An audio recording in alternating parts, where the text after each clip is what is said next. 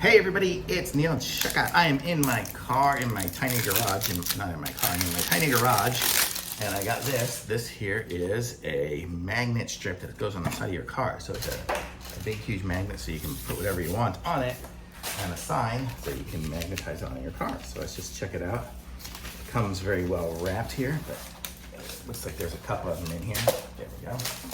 So this is the size here. I'm gonna guess it's probably, I don't know, a foot by 18 inches or so.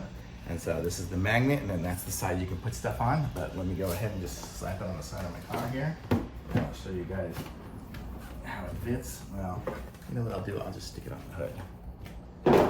But there you go. So it would go like that on the hood. Oh, you can't even see. It goes like that on the hood. But I mean, it's right now, it's just been wrapped up. But so the concept will be it'll magnetize on, and you can put whatever you want on it, because this one's clear, but I think you can get them printed with different stuff. But it's really nice and pretty cool. So I'm gonna say I like this, and nice little sign. Thumbs up.